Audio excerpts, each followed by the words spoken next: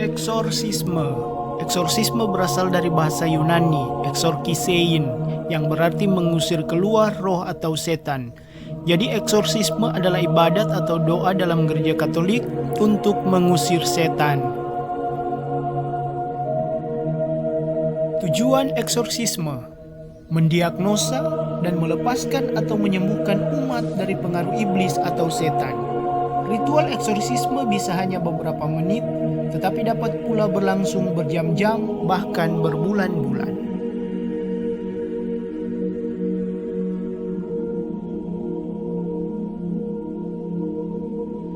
4 gejala orang kerasukan setan. Pertama, berbicara dalam bahasa asing padahal yang bersangkutan tidak pernah mempelajari atau tidak mengetahui sebelumnya. Kedua, menampakkan kemampuan di luar kemampuan manusia biasa. Ketiga, mengetahui yang tersembunyi, misalnya masa lalu, kini, dan masa yang akan datang.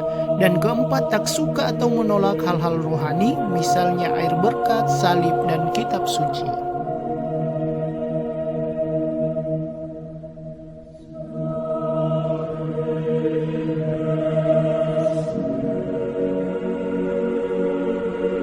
Di 38 keuskupan di Indonesia, hanya ada 2 keuskupan yang memiliki imam eksorsis yang ditunjuk langsung oleh uskup setempat. 2 keuskupan sempat memiliki imam eksorsis, namun imam itu meninggal dan tak ada penggantinya hingga kini. Kriteria imam eksorsis: pertama, penunjukan khusus dan resmi dari uskup setempat. Kedua, imam eksorsis harus memiliki keutamaan antara lain seperti arif, memiliki integritas tinggi, dan berwawasan luas.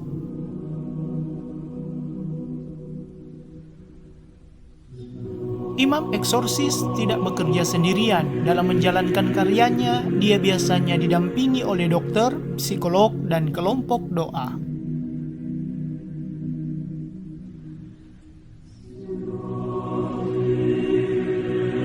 Dua jenis atau bentuk eksorsisme. Eksorsisme sederhana dilakukan pada katekumen atau imam yang membaptis.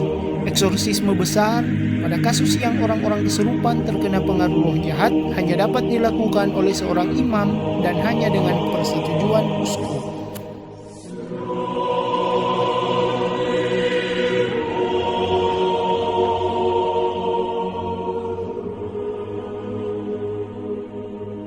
Dasar gereja melakukan eksorsisme adalah teladan Yesus. Beberapa Injil menjelaskan tentang tindakan Yesus mengusir setan atau roh jahat. Injil Markus 1 ayat 25-26, Injil Markus 3 ayat 15, Injil Markus 6 ayat 7 dan ayat 13, Injil Markus 16 ayat 17-18.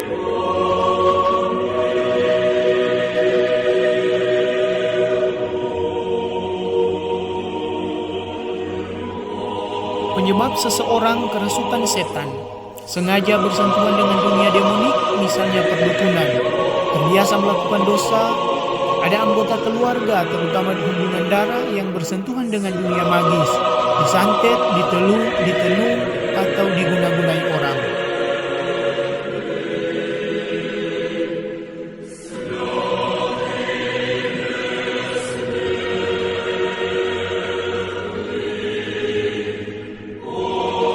Cara membentengi diri dari pengaruh atau kuasa setan: pertama, berdoa; kedua, menerima sakramen; ketiga, menghidupi rahmat baptisan secara serius dan sejati; keempat, bersedekah; kelima, berbuat baik; keenam, memaafkan; ketujuh, memohon bantuan kepada Tuhan, Bunda Maria, para kudus, dan para malaikat.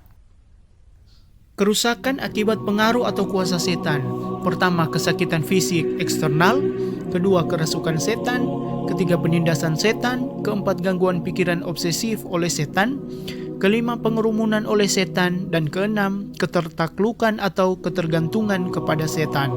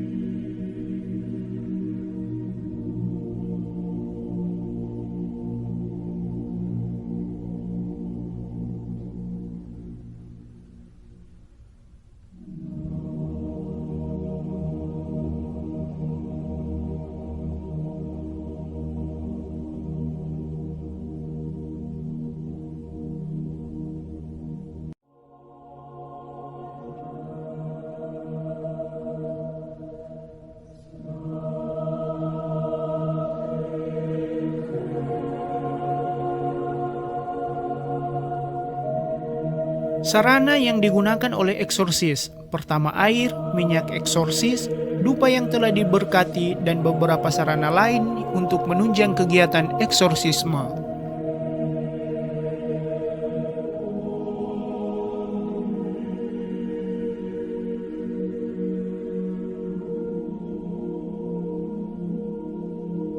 Sebuah penegasan dari Pastor Gabriel Amort. Suatu kristologi yang mengabaikan iblis adalah cacat dan tidak akan pernah memahami kebesaran dari penebusan. Sebab siapapun yang tidak mengakui adanya iblis juga tidak mengakui adanya dosa dan tidak lagi memahami tindakan-tindakan Kristus.